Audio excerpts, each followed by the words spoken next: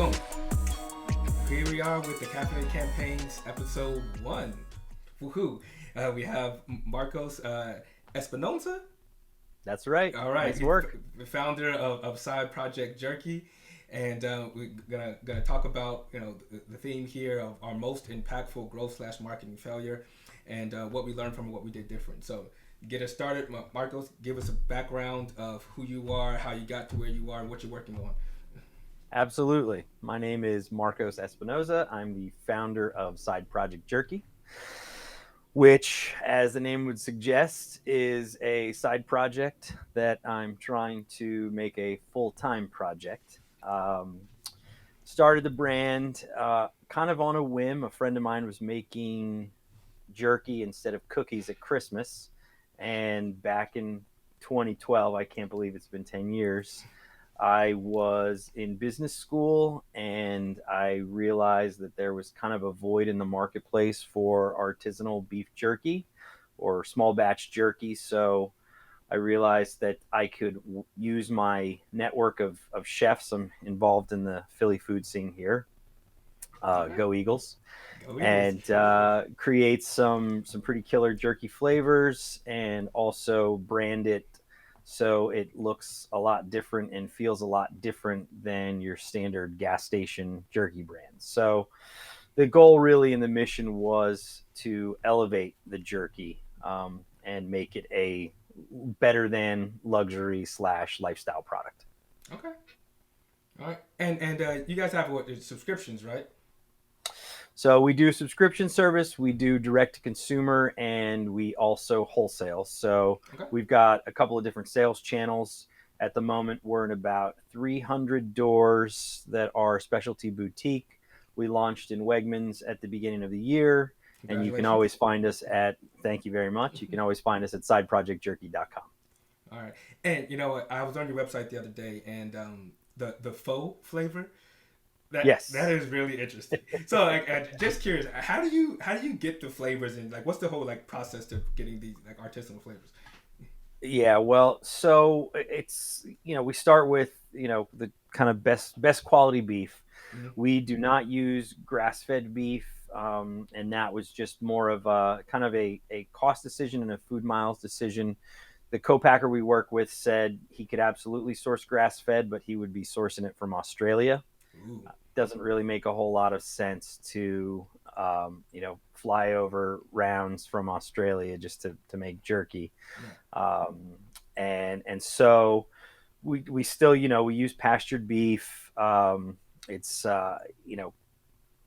grain finished, all very delicious, all kind of as local as we can get from farms in the Pennsylvania area, Virginia area. And then it's really kind of creativity with ingredients, right?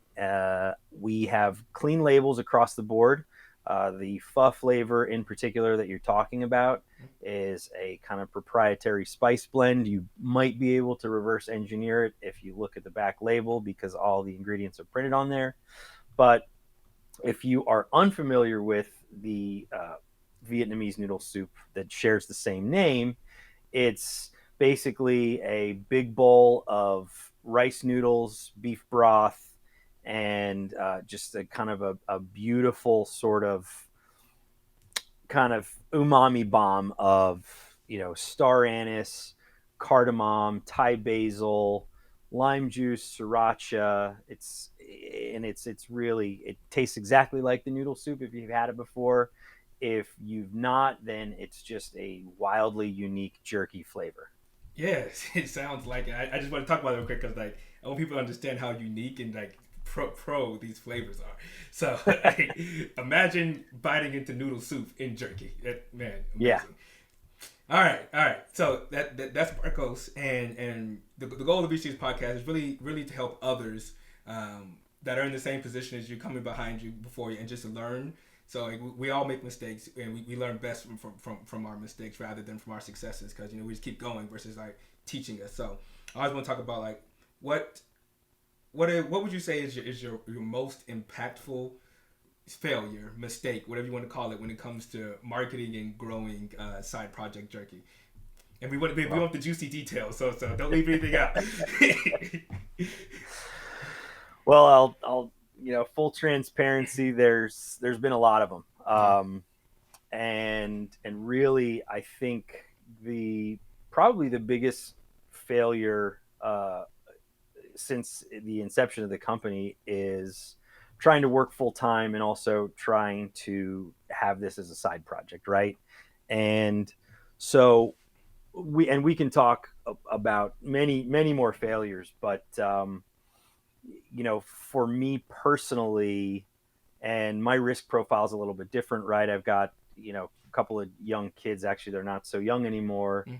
but when you have kind of bills to pay and a family to feed, a passion project is not Yeah. something that that is eventually will hopefully pay the bills someday. But the real challenge was the accountability required.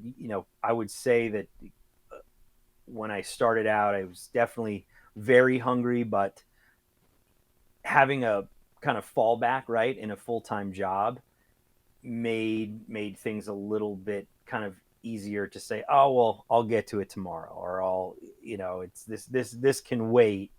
um and it's it's very apparent, just like with really with anything, is you get out of it what you put into it, right? So Yeah. if you're not putting in the hours, then the brand's not going to grow. And so I think that that's one, um, kind of one big lesson learned that I'm continually learning, because I do have a hard time saying no. And if there are other revenue streams that aren't necessarily beef jerky or consumer packaged goods related, Yeah. I'm going to pursue that stuff, right? Um, one of the other things too at the outset was when you start working with people, and you're founding a company, you want to be very careful with who you decide to give equity to. Okay. Kind of, vet people that you're willing to bring onto the cap table. Don't just say, okay, we'll work it out later. Yeah. Um, it's an, I mean, this may be more an episode of all of the pitfalls and not necessarily Hey, one singular marketing failure. it's all right. It's whatever you feel is impactful, man. I love Yeah, it. yeah, but getting back to the first thing, look, if you're passionate about something, if you want to do something, absolutely, just I would say to anyone listening, just like go out and do it.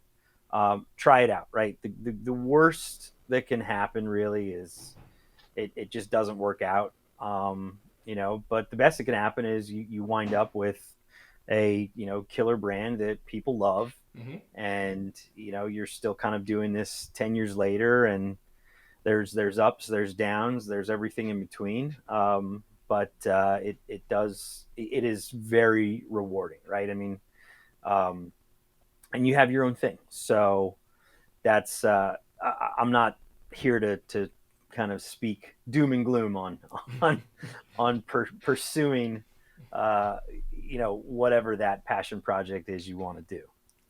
Yeah. So I mean, I've talked to a lot of merchants, online business people, and the key part of what you said earlier, like the risk profile, is like if I go out here and people are depending on me to survive, and I fail, like I'm screwing, more than just me. And It's a it's just, scary thing. yeah, exactly. It's a scary proposition, and I'm in a similar route with my marketing agency. Is like I have two young kids, both 5 and under, and if I'm not bringing in the bills, paying stuff, whoo, my child needs formula, my Yeah. daughter needs coats. So I understand, but I do agree. I finally took the time, because I started the same position as you. I had a full time job. I was freelancing on the side, and I was, like, if I don't do this, then I'm living with the regret of maybe this could have been something. Correct. Yeah. And it's something that I love, something I enjoy doing, talking to people. And I've always said I was going to launch a podcast for like the last 5 years, and now boom, just now it's like I could have done it. All it took was me signing up for this app and recording it and putting it out there, and Yeah. it's like at Yeah. what I mean, point? look, Go ahead. as I say, just I always say, don't talk about it, be about it, right? Yeah. If if it's something you want to do, like the worst thing I would say is really having that regret, like that shoulda, coulda, woulda, Yeah. is because you live with that, right? Versus, well, I did it, I swung the bat. Did it work out? Yeah, maybe. Yeah. But are you better for it? Did you grow? Did you learn? All of those things, right? And Yeah. then, and two, I mean, like, some people will realize, like, okay, this looks really great on paper. Like, the perception of this thing that I love to do versus the reality could be totally different. And then also, then kind of you learn, all right, well, maybe that's not for me, right? Yeah. Yeah. So, knowing what you know now, would you have done anything different? I would have, yeah. I mean, so many things, Okay. so many things, and really, um, I I think about, and this gets back to people's risk profiles, people's wanting to help you out, and all the rest. I feel like I've I've had so much help along the way, but I really would have been better served having you know partners like in this, right? and Okay. and, and the so we started the company with two others. One of them went to dental school, and so that was kind of his path. The other one just kind of ghosted, Wow. um, and that's it's frustrating. But I think along the way, everyone says, "Oh, this is so cool. This is so cool." It's like, okay, well, let's, like, come on in. Like, you're welcome. I need help, Yeah. right? You have XYZ strength, which is my weakness, and there's you know this symbiosis that could happen when people jump in. They're like, oh, so you have to do accounting. Oh, you have to do You have to work. this. You have to do that. You have to work. Like it, you have to work, and then people kind of scurry off, and they it's this kind of, they're hesitant to, they're not goal oriented. Yeah. They just look at kind of these tasks, and they don't see them building on one on top of the other, right? Yeah. um, I think that, so one thing that, and I've talked about this in a lot of other podcasts too, is I am very much guilty of, or I suffer from imposter syndrome, right? Okay. So as much as I know that, like, this is a good fit for me, like, I'm constantly questioning myself, like, all the time, like, I do I belong here, am I doing the right thing, so on and so forth. So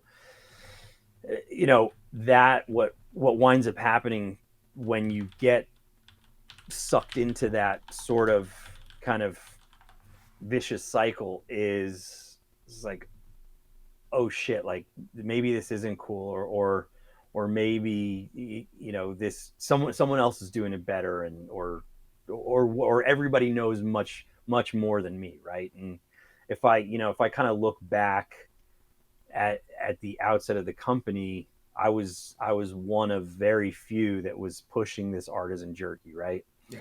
um but again, I wasn't doing it full time, and so other people kind of jumped into the space, and, like, now, like, everywhere you look, everything's plant-based.